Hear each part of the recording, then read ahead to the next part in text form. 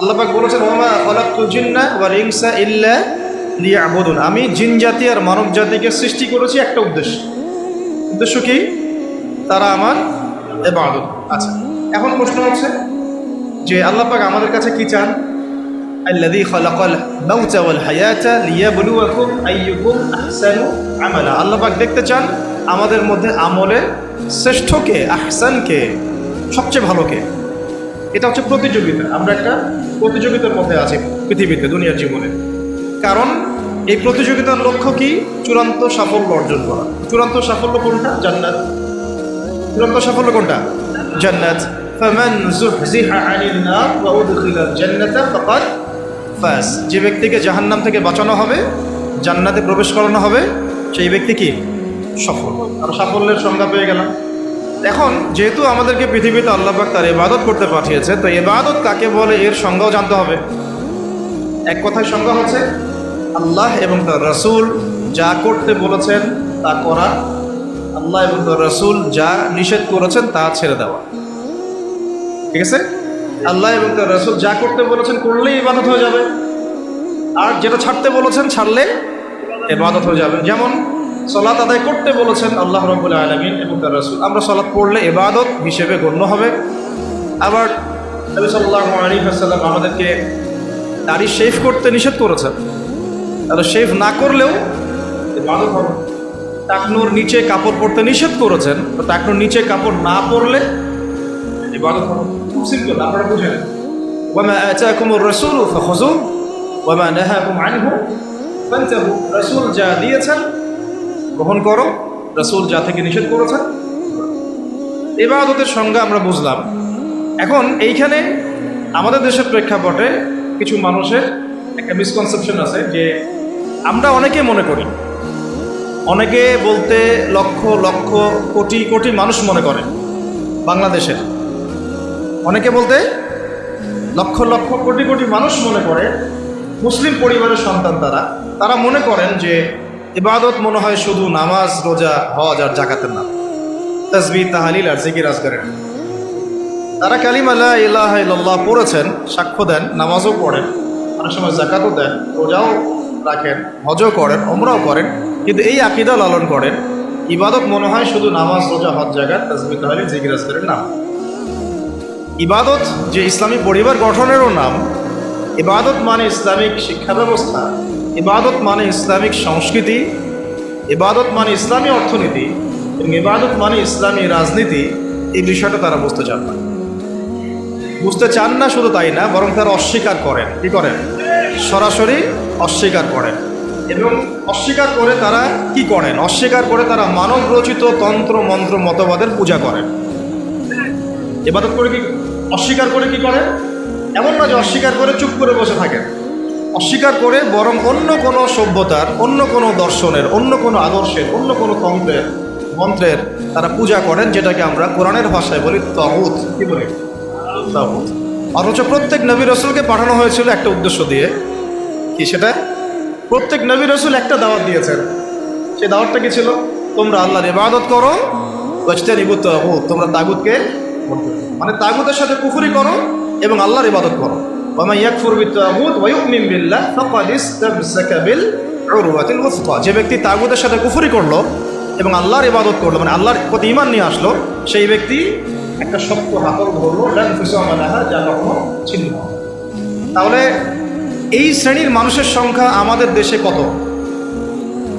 যারা ইবাদত বন্দেগীর জীবনে আল্লাহর অস্তিত্বকে স্বীকার করেন, নবী সাল্লাল্লাহু আলাইহি ওয়াসাল্লামের সুন্নাহকেও স্বীকার করেন, ইসলামের বিধানগুলোকে স্বীকার করেন, কিন্তু সংস্কৃতি, শিক্ষা ব্যবস্থা, অর্থনীতি, বাণিজ্য, সমরনীতি, রাজনীতি, এইসব জায়গায় তারা ইসলামকে প্রাধান্য দেন না। কোনো কোনো ক্ষেত্রে স্বীকারও করেন না, কখনো স্বীকার করলেও মানেন না, কখনো স্বীকার করলেও মানেন না। এই শ্রেণীর মানুষকে আমরা আসলে কি বলতে পারি? এই মতবাদগুলোর কিছু নাম আছে বাংলাদেশে। যত সো কল্ড ডেমোক্রেটিক মানে সিস্টেম আছে আমাদের দেশে, এই সিস্টেমের আন্ডারে যে মানুষগুলো আছেন তারা এই আদর্শে দীক্ষিত হয়েছেন।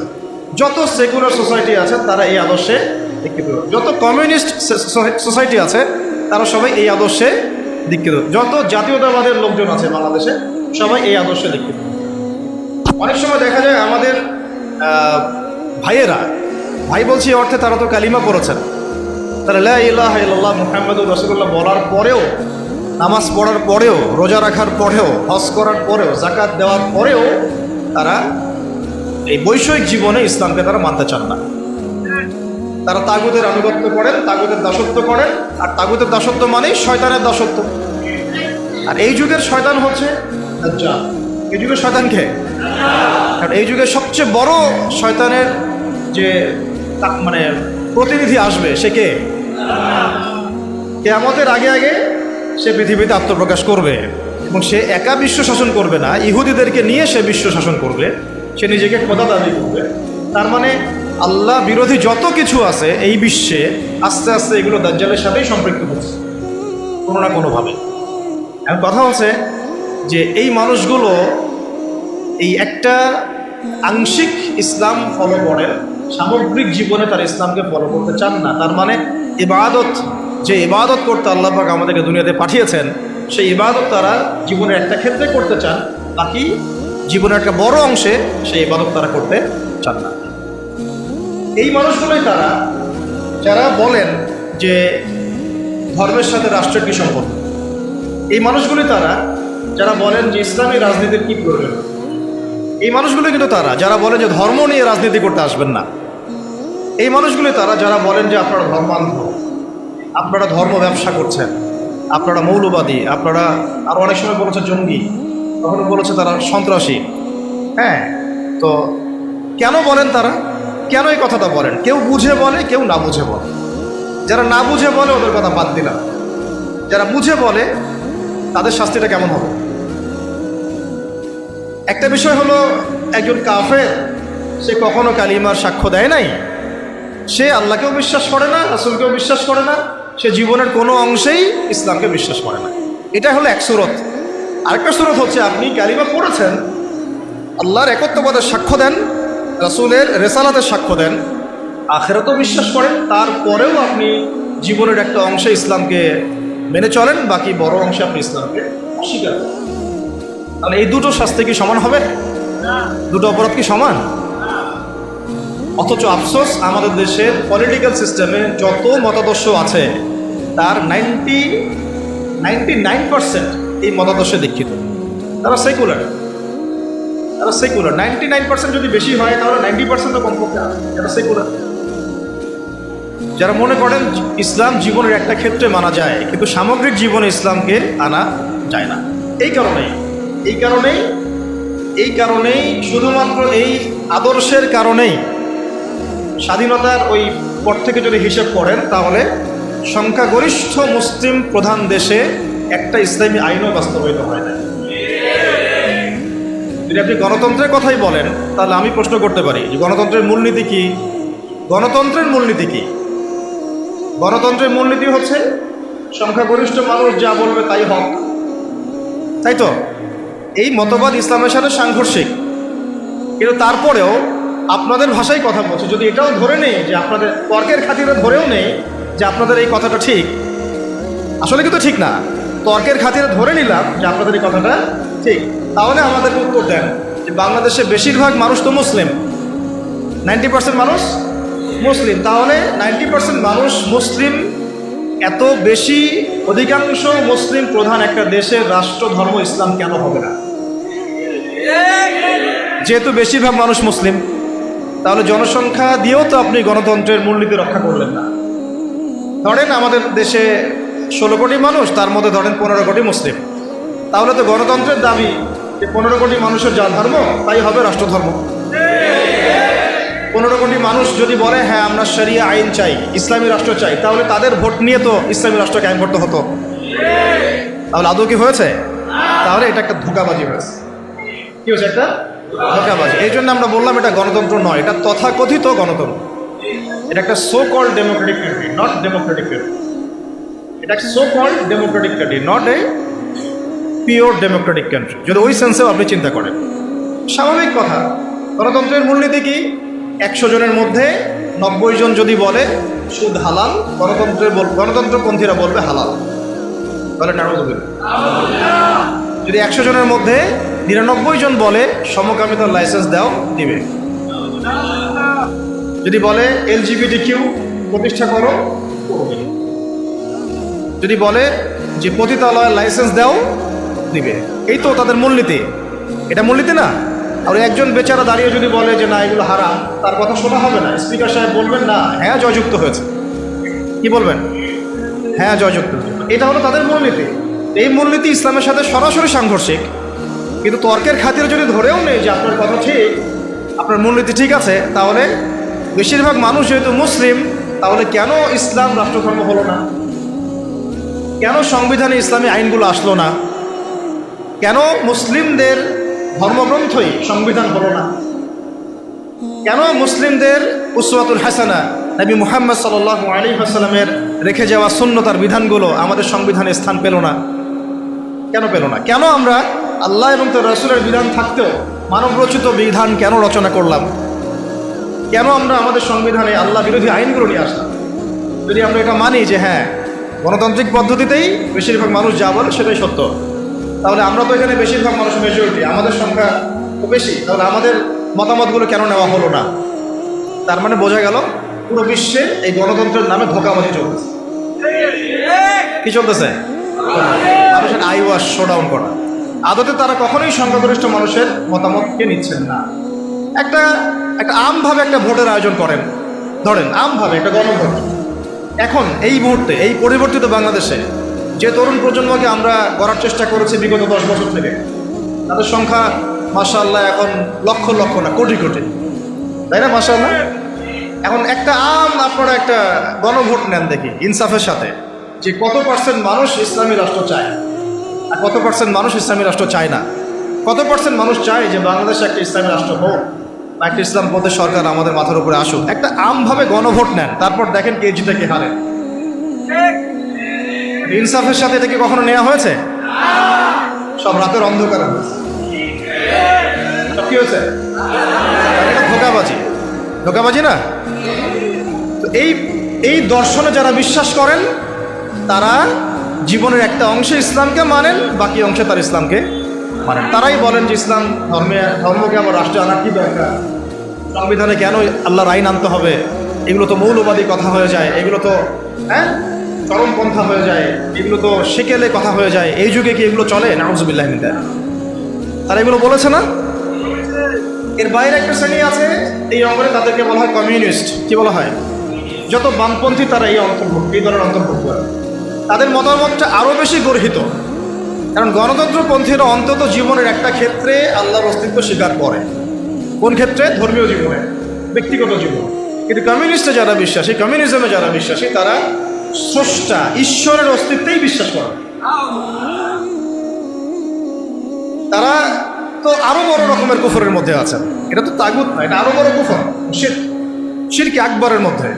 তারা মনে করেন যে স্রষ্টা বলতে কিছু নাই, রাষ্ট্র আমরা গঠন করব, অর্থনীতি আমরা বুঝবো, সমাজনীতি আমরা বুঝবো, অর্থনীতি অর্থ ব্যবস্থা আমরা বুঝবো, শিক্ষা ব্যবস্থা আমরা বুঝবো। এখানে ধর্মগ্রন্থের আনার কোনো প্রয়োজনই নাই, ধর্মের কোনো জায়গাই নাই আমার জীবন। এটা হচ্ছে ওদের তাদের মানে মূলনীতি। হ্যাঁ, যদি ব্যক্তিগতভাবে কেউ নাম আব্দুল্লাহ হয় সেটা অন্য ইস্যু, কিন্তু প্রকৃত মুসলিম বলতে যা বোঝায় তার ধার কাছেও তারা নাই। কারণ নাস্তিকতায় বিশ্বাস, এক কথায় কিসে বিশ্বাসী? নাস্তিকতা। আরও ব্যাপার আছে। গণতন্ত্রপন্থীতে যেমন উসওয়াতুল হাসানা আছে, গণতন্ত্রপন্থীদের উসওয়াতুল হাসানার নাম হচ্ছে আব্রাহাম লিঙ্কন। কি নাম? আবার কমিউনিস্ট যারা, তাদের উসওয়াতুল হাসানা কে? Mao Tse-tung, Lenin, স্টেলিন।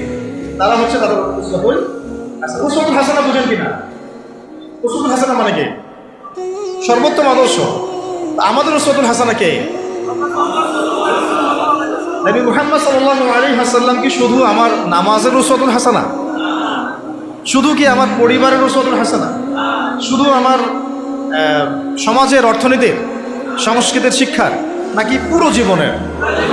নবী সাল্লাল্লাহু আলাইহি ওয়াসাল্লাম আমাদের ইবাদত বন্দেগীর উসওয়াতুল হাসানা, আমাদের সংস্কৃতির উসওয়াতুল হাসানা, আমাদের শিক্ষার উসওয়াতুল হাসানা, আমাদের অর্থনীতির উসওয়াতুল হাসানা, আমাদের ব্যবসা বাণিজ্যের, আমাদের চাকুরির, আমাদের পরিবারের, আমাদের রাজনীতির, আর কি বাকি আছে? আমাদের পুরো জীবনের উসওয়াতুল হাসানা কে? নবী মুহাম্মদ সাল্লাল্লাহু আলাইহি ওয়াসাল্লাম। আমরা একজন ব্যক্তিকে উসওয়াতুল হাসানা মেনে চলছি এবং তার সাহাবায়ে কেরাম তো আছেনই। মা আনা আলাইহি ওয়া আসহাবি, মা আনা আলাইহি ওয়া আসহাবি, আমি যার উপরে আছি আমার সাহাবীরা যার উপরে আছে। কিন্তু গণতন্ত্রপন্থীদের উসওয়াতুল হাসানা ধর্মীয় জীবনে নবী মুহাম্মদ সাল্লাল্লাহু আলাইহি ওয়াসাল্লাম, কিন্তু অর্থনৈতিক জীবনে ওয়ার্ল্ড ব্যাংক, অর্থনৈতিক জীবনে কি ওয়ার্ল্ড ব্যাংক, IMF আর ফেডারেল রিজার্ভ ব্যাংক। আর পলিটিক্যাল লাইফে তাদের উসওয়াতুল হাসানা হচ্ছে আব্রাহাম। কত ইলাহ তাদের, হ্যাঁ তাই না? অনেক ইলাহ না?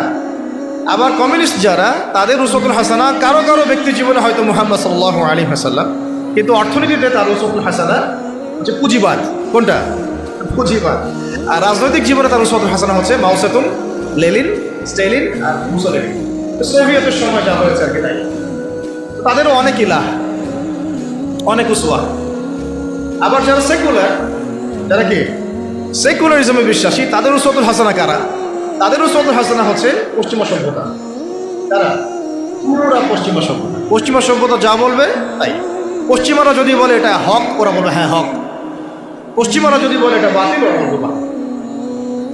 আল্লাহর আইন একদিকে পড়ে থাক, রাসূলের কথা একদিকে পড়ে থাক, কিছু যায় আসে না তাদের। পশ্চিমারা কি বললো এটা হচ্ছে না। যদি তারা ইসলামের পক্ষে কোনো কিছু চালু করে আর পশ্চিমারা চোখ রাঙানি দেয়, ভয়ে সেখানে প্যান্টে পেশাব করে দিবে।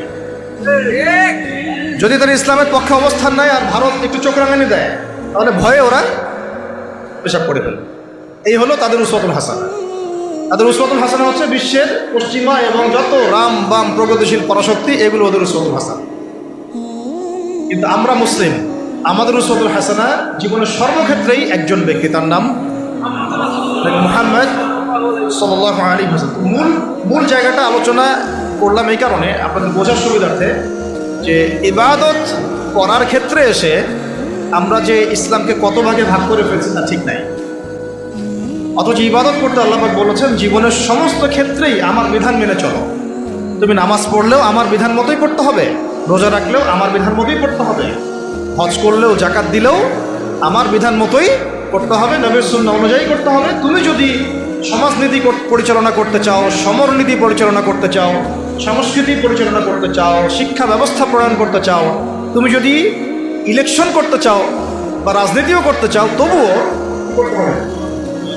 আমার বিধান মোতাবেকই তোমাকে আগাতে হবে। তুমি এখানে অন্যের বিধানে দাসত্ব করতে পারবে না। যদি করো তাহলে তুমি জীবনের এক ক্ষেত্রে আল্লাহকে মানো, আরেক ক্ষেত্রে শয়তানকে মানো। তুমি জীবনের এক ক্ষেত্রে আল্লাহকে মানো, আরেক ক্ষেত্রে তুমি জীবনের এক ক্ষেত্রে আল্লাহর দাসত্ব করো, আরেক ক্ষেত্রে তাগুতের দাসত্ব করো। এই সহজ সরল কথাটা আমরা আমাদের জাতিকে আসলে এখনো হয়তো বোঝাতে পারিনি। অনেকে বুঝে করে, অনেকে না বুঝে করে। যারা এখন এই রাজনীতিগুলোর মধ্যে আছেন বেশিরভাগই এগুলো বোঝেন না, বেশিরভাগই বোঝেন না। দেখবেন অনেক বড় একটা রাজনৈতিক দলের একজন মুখপাত্র সেদিনই বলে দিলেন যে দেখেছেন ধর্ম নিয়ে কি ধর্মান্ধতা সৃষ্টি হয়েছে আমাদের দেশে, দেখেছেন ধর্ম নিয়ে কি উন্মাদনা সৃষ্টি হয়েছে। বলেছেন না একজন, ধর্ম নিয়ে উন্মাদনা সৃষ্টি হবে কেন, বরং ধর্মকে আমরা জীবনের সব ক্ষেত্রে প্রতিষ্ঠা করতে চাই। এটার নাম তো উন্মাদনা না, এটা বরং আমাদের উপর ফরজ। এটা আমাদের উপর কি ফরজ। আপনি যদি নামাজ পড়েন তাহলে নামাজের ক্ষেত্রে আল্লাহর বিধান মানা ফরজ না? তাহলে আপনি যদি ব্যবসা করতে যান সেখানে আল্লাহর বিধান মানা ফরজ না? আপনি যদি অর্থনীতি পরিচালনা করতে যান সেখানে কি আল্লাহর বিধান মানা ফরজ না? যদি আল্লাহ পাক আপনাকে রাজনৈতিক ক্ষমতা দেন তো সেখানে ইসলামী বিধান অনুযায়ী, আল্লাহর বিধান অনুযায়ী রাষ্ট্র পরিচালনা করা কি ফরজ না? সহজ কথা। কথাটা কি কঠিন? খুব সহজ একটা কথা। কিন্তু আমি মুসলিম, আমি জীবনের সর্বক্ষেত্রেই আল্লাহর বিধান মেনে চলব, খুবই সহজ সরল কথা। এখন যদি কেউ বলে যে ভাই আমি এটা বুঝি, কিন্তু আমি পারিপার্শ্বিক চাপে বিভিন্ন কারণে, বিভিন্ন সমস্যার কারণে আমি 100% এখন পাচ্ছি না, সেটা একটা স্রোত হতে পারে, সেটা আলাদা একটা স্রোত হতে পারে। যে হ্যাঁ, সে ব্যক্তি না হয় মানে, সে ব্যক্তি বুঝে, সে স্বীকারও করে, কিন্তু বলছে বিশ্বের পারিপার্শ্বিক চাপের কারণে হোক, আমার অভ্যন্তরীণ সমস্যার কারণে হোক, অনেকের কারণে হোক, অর্থনৈতিক মন্দার কারণে হোক, বিভিন্ন কারণে আমি 100% পারছি না, কিন্তু আমার উদ্দেশ্য আছে 100% প্রতিষ্ঠা করার। কিন্তু এটা তো আমরা দেখি নাই। দেখেছি কি? আমরা দেখেছি কিভাবে আস্তে আস্তে ওই রাজনৈতিক ক্ষমতাকে কাজে লাগিয়ে ইসলামকে মাইনাস করা হয়েছে। প্রথমে মাইনাস করা হয়েছে রাজনীতি থেকে, তারপরে মাইনাস করা হয়েছে অর্থনীতি থেকে, তারপরে আস্তে আস্তে মাইনাস করা হলো সংস্কৃতি থেকে, তারপরে মাইনাস করা হলো পুরো শিক্ষা সিস্টেম থেকে। তারপরে তারা হস্তক্ষেপ করলো পুরো ধর্মীয় জীবনে, মসজিদের উপরে, মাদ্রাসার উপরে, তাই না? আস্তে আস্তে আস্তে আস্তে ওলামায়ে কেরামকে পর্যন্ত তারা এই জেলের মামলার আসামি, হুমকি ধামকি, গুম খুন ফাঁসি কত কি হয়ে গেল। শুরুটা করেছিল তারা রাজনৈতিক ক্ষেত্রে, প্রথমে ইসলামকে মাইনাস করেছে। প্রথমে কি পলিটিক্যাল লাইফে তারা ইসলামটাকে মাইনাস করেছে, তারপরে অর্থনৈতিক লাইফে তারা মাইনাস করেছে, সংস্কৃতির মধ্যে মাইনাস করেছে, শিক্ষা ব্যবস্থায় তো মাইনাস করে ফেললো। তারপরে আস্তে আস্তে এটা মসজিদের উপর প্রভাব বিস্তার করলো, মাদ্রাসার উপরেও প্রভাব বিস্তার করলো, এমনকি মসজিদ কমিটির মধ্যেও তারা ঢুকে পড়লো। তাহলে আমরা একটা জিনিস বুঝতে পারলাম, যদি আমরা আমাদের সমস্যার শেকড় ঠিক না করি তাহলে আমার ঘর পর্যন্ত আর ঠিক থাকবে না, তাই না কথা?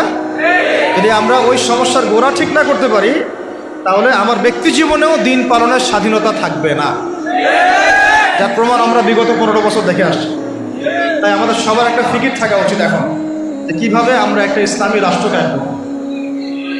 খোলামেলা আলোচনা করতে হবে এখন আমরা কিভাবে একটা ইসলামী রাষ্ট্র কায়েম করব। তার আগে আমি দু একটা কথা আমাদের জানা উচিত যে ইসলামী রাষ্ট্রের এই কনসেপ্টটা নতুন কোনো কনসেপ্ট না। আদম আলাইহিস সালামও আল্লাহর খলিফা ছিলেন, নূহ আলাইহিস সালামও আল্লাহ পাকের বিধান অনুযায়ী তার জাতিকে পরিচালনা করেছেন, ইব্রাহিম আলাইহিস সালামও করেছেন, তাই না? সবাই করেছেন। নবী মুসা আলাইহিস সালাম করেছেন, ইউসুফ আলাইহিস সালাম করেছেন, খাস করে দাউদ আলাইহিস সালাম তিনি আল্লাহ পাকের বিধান দিয়ে জেরুজালেম থেকে 40 বছর বিশ্বকে শাসন করেছেন, বলেন নাই? তাহলে এটা কোনো নতুন কনসেপ্ট না। খিলাফার যে কনসেপ্ট এটা কি নতুন কোনো কনসেপ্ট না। খিলাফা মানে কি? খিলাফা মানে হচ্ছে আল্লাহর জমিনে আল্লাহর দিন প্রতিষ্ঠা করা, যেটাকে আমরা বলি ইকামতে দিন। কি বলি? ইকামতে দিন। যে ব্যক্তি আল্লাহ পাকের জমিনে আল্লাহর দিনকে প্রতিষ্ঠা করে তাকে আমরা বলি খলিফা। কি বলি? যেমন উমর রাদিয়াল্লাহু আনহু খলিফা ছিলেন, আবু বকর রাদিয়াল্লাহু আনহু খলিফা ছিলেন, উসমান রাদিয়াল্লাহু আনহু খলিফা ছিলেন, আলী ইবনে আবি তালেব খলিফা ছিলেন। তারা ছিলেন আল্লাহর খলিফা, মানে তারা আল্লাহর প্রতিনিধি। তারা আল্লাহর জমিনে আল্লাহর বিধান প্রতিষ্ঠা করবেন এবং সেই বিধান দিয়ে বিচার ফয়সালা করবেন। তো এখানে পার্থক্যটা বুঝতে হবে আমাদেরকে যে গণতান্ত্রিক ক্ষেত্রে, ধর্মনিরপেক্ষ রাষ্ট্রে, কমিউনিস্ট রাষ্ট্রে সেখানে আল্লাহর খলিফা নাই। আল্লাহর খলিফা আছে? কারণ সেখানে আল্লাহর বিধান প্রতিষ্ঠার কোনো ফিকির নাই। আর যেখানে আল্লাহর খলিফা নাই সেখানে কার খলিফা থাকবে? সিম্পল কথা, যেখানে আল্লাহর খলিফা নাই সেখানে কার খলিফা? তাগুতের বিধান বাস্তবায়িত করা হচ্ছে। এই পার্থক্যটা আমাদের বুঝতে হবে। এটা নতুন কোনো কনসেপ্ট নয়। আমাদের নবী সাল্লাল্লাহু আলাইহি ওয়াসাল্লাম কি রাষ্ট্র পরিচালনা করেন নাই? তার রাষ্ট্রের নাম কি? না বুঝে বলেন না। তার প্রথম রাষ্ট্রের নাম কি? মদিনা। মদিনা প্রথম ইসলামিক রাষ্ট্রের নাম কি? মদিনা। তারপরে মদিনাকে ভিত্তি করে আস্তে আস্তে আস্তে তিনি মক্কা বিজয় করেছেন। প্রথম ইসলামিক স্টেটের নাম কি? মদিনাতুল মুনাওয়ারা। তো সেখানে কি অন্য ধর্মের মানুষ ছিল না? তাদের অধিকার রক্ষা করা হয়েছে না? তাদের সাথে সনদ হয়েছে না? ইহুদিরা চুক্তি ভঙ্গ করেছে, তখন আমরা আক্রমণ করেছি। কারণ গাদ্দারদের কোনো ক্ষমা নাই। আমরা এই আমাদের অভ্যুত্থানের পরে আমরা হয়তো ওই ভারতীয় দালালদেরকে মাফ করে দিচ্ছি, অনেকে গা ঢাকা দিচ্ছে, অনেক খুনের বিচার হচ্ছে না, আমরা অনেক ছাড় দিচ্ছি আর কি। কিন্তু নবী সাল্লাল্লাহু আলাইহি ওয়াসাল্লামের সুন্নত এটা নয়। তার সুন্নত হচ্ছে জালেমের উপর দয়া, মানে হচ্ছে মাজলুমের উপর খেয়ানত। জালেমের উপর মারহামাত, মাজলুমের উপরে কি? খেয়ানত। নবী সাল্লাল্লাহু আলাইহি ওয়াসাল্লামের সাথে গাদ্দারি করেছে বনু কাইনুকা, নবীজি বের করে দিয়েছেন। তাও একজন মুসলিম নারীর সম্ভ্রমহানি করেছিল, তাতেই পুরা বনু কাইনুকাকে বের করে দেওয়া হয়েছে। আর আমরা তো দেখছি যে প্রকাশ্যে সাইফুল ইসলামকে জবাই করা হলো, কোনো বিচার হইল না, তাই না বিষয়টা? তো এটা বনু কাইনুকার ক্ষেত্রে হয়েছে। আবার বনু নাজির নবী সাল্লাল্লাহু আলাইহি ওয়াসাল্লামকে কি করেছিল? উপর থেকে এই যে আপনার চাকতি বুঝেন, চরকি যেগুলো বলে, জাতা যেগুলোতে ধান পিষত আগেকার মানুষ, এইগুলো উপর থেকে ফেলে আল্লাহর নবীর মাথায় ফেলতে চেয়েছিলেন সাল্লাল্লাহু আলাইহি ওয়াসাল্লাম। এভাবে গুপ্ত হত্যার চেষ্টা করেছিল তারা, বনু নাজির গোত্র। তো এরপরে নবী সাল্লাল্লাহু আলাইহি ওয়াসাল্লাম তাদেরকে আক্রমণ করে অবরোধ করে ওখান থেকে বের করে দিয়েছেন। আর বনু কোরাইজা এই আহজাবের যুদ্ধে, খন্দকের যুদ্ধে আমাদেরকে পিছন থেকে ছুরি মারছে। কুরাইশদের সাথে তারা সন্ধি করে আমাদেরকে ভিতর থেকে ক্ষতি করার চেষ্টা করেছিল। নবী সাল্লাল্লাহু আলাইহি ওয়াসাল্লাম তাকে অবরোধ করে ওখান থেকে বের করে দিয়েছে।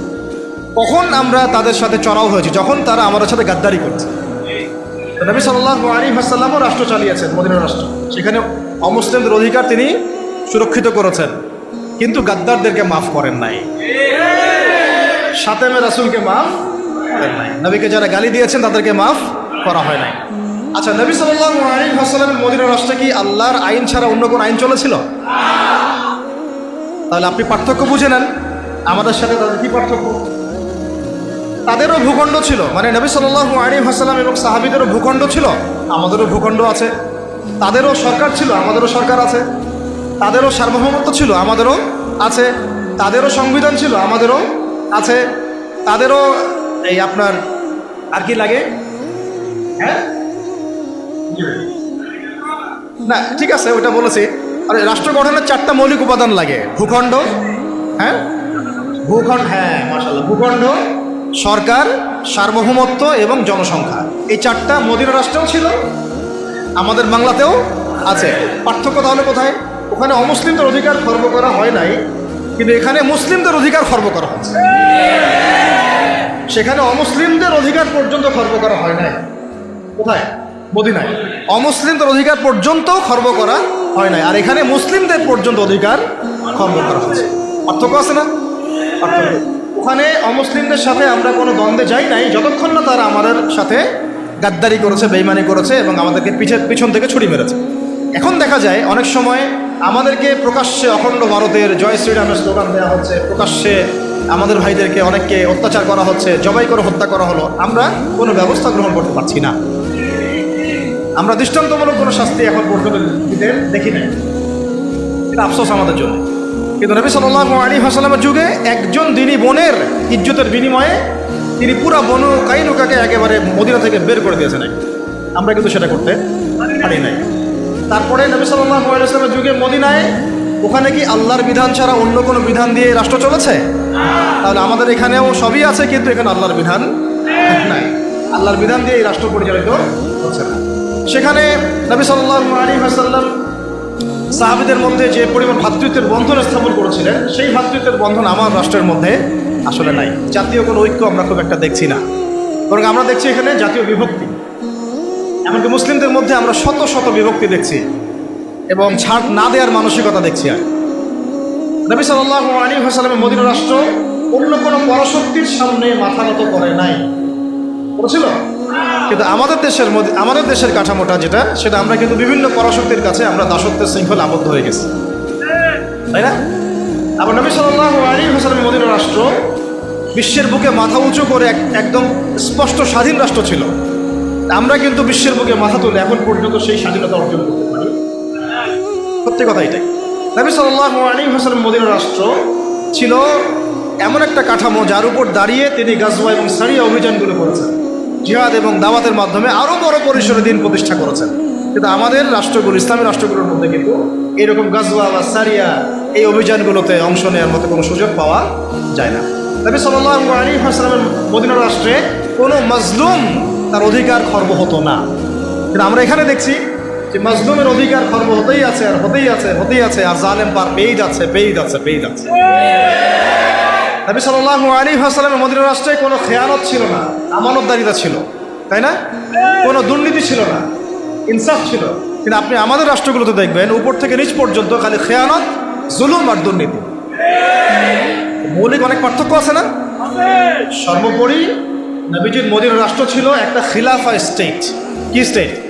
খিলাফা স্টেট, যেখানে জনগণ এবং সরকার সবাই আল্লাহর কাছে জবাবদিহিতায় বাধ্য, এবং সেই রাষ্ট্র পরিচালিত হয়েছিল শরিয়া আইন দ্বারা, অর্থাৎ কোরআন এবং হাদিসের বর্ণিত আইন দ্বারা। নবীজি বলতেন, আমার মেয়ে ফাতিমাও যদি চুরি করে তবুও আমি তার হাত কেটে ফেলব, তাই না? আর আমাদের এই কাঠামোগুলোর মধ্যে আমরা দেখছি যে কোরআন এবং হাদিসের আইনের কোনো তোয়াক্কাই করা হচ্ছে, বরং এমন কিছু আইন আমরা চাপিয়ে নিয়েছি নিজেদের উপরে যেগুলোতে বাদীও মরে যায়, বিবাদীও মরে যায়, মামলা মরে না।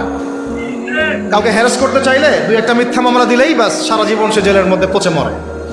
যে কাউকে হ্যারাস করা যায়, যাকে তাকে গুম করা যায়, যাকে তাকে ক্রস ফায়ার দেওয়া যায়, মিডিয়াকে নিজের ইচ্ছা মতো চালানো যায়, ঠিক আছে, ইসলাম বিদ্বেষ ছড়ানো যায়। হ্যাঁ, তথাকথিত মুনাফেক, তথাকথিত না, এগুলো পাক্কা মুনাফেকদেরকে দিয়ে টকশো করানো যায়, ঠিক আছে, দিয়ে ইসলাম বিদ্বেষ ছড়ানো যায়, শিক্ষা থেকে ইসলামকে উঠানো যায়, সংস্কৃতি থেকে ইসলামকে উঠানো যায়, মানুষের সুদ খাওয়ানো যায়, পুরো জাতিকে মায়ের সাথে জেনা করানো যায়। তাই না? এবং নিজের ক্ষমতা টিকিয়ে রাখার স্বার্থে মুশরিকদের দাসত্ব করা যায়, মুশরিকদের দাসত্ব করা যায়। এই রাষ্ট্র ব্যবস্থাগুলোর মৌলিক পার্থক্য কি আমরা বুঝতে পারছি? যে মদিনা রাষ্ট্র কীরকম একটা পবিত্র এবং প্রামাণ্য একটা রাষ্ট্র ছিল, স্বতন্ত্র স্বাধীন সার্বভৌম একটা রাষ্ট্র ছিল। এই রাষ্ট্র এবং জনগণ আল্লাহ ছাড়া কাউকে ভয় করতো না, তাই না? এবং সেই রাষ্ট্রটাকে ভিত্তি করে নবী সাল্লাল্লাহু আলাইহি ওয়াসাল্লাম দাওয়াত এবং জিহাদের মধ্য দিয়ে আস্তে আস্তে রাষ্ট্রের আয়তন বাড়িয়েছেন, জনসংখ্যা বেড়েছে, ইসলাম প্রসারিত হয়েছে। এবং যেই মক্কায় 13 বছর আমরা জুলুমের শিকার ছিলাম, সেই মক্কা আমরা বীরের বেশে জয় করলাম, তাই না? শুধু কি সেখানেই থেমে গেলাম? সেটাকে ভিত্তি করে আবার আবু বকর রাদিয়াল্লাহু আনহু, ওমর, ওসমান, আলী 4 খলিফার যুগে ইসলাম অর্ধেক বিশ্ব পর্যন্ত ছড়াই গেল।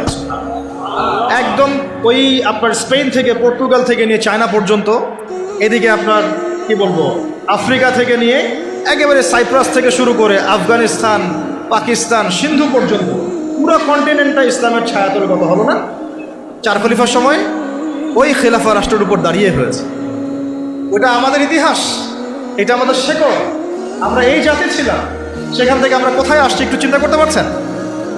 পুরো রাষ্ট্র ব্যবস্থার মধ্যে দুর্নীতি, অনিয়ম, জুলুম, খেয়ানত, মানে মাজলুমের অধিকার খর্ব করা, হ্যাঁ, আইনের সুশাসন নিশ্চিত না হওয়া, একেবারে জোরজার মুল্লুকতার, জ্ঞানীদেরকে মূল্যায়ন না করা, মূর্খদের রায় নিয়ে রাষ্ট্র পরিচালনা করা, হ্যাঁ, এবং আল্লাহ বিরোধী আইনগুলোকে হালাল করে নেওয়া, আল্লাহর হালালকে হারাম করে নেওয়া, আল্লাহর হারামকে হালাল করে ফেলা, হ্যাঁ, তাগুতি বিধান চাপিয়ে দেওয়া, ইসলামকে সংকুচিত করা, ইসলাম বিদ্বেষ ছড়ানো। কি করি নাই আমরা?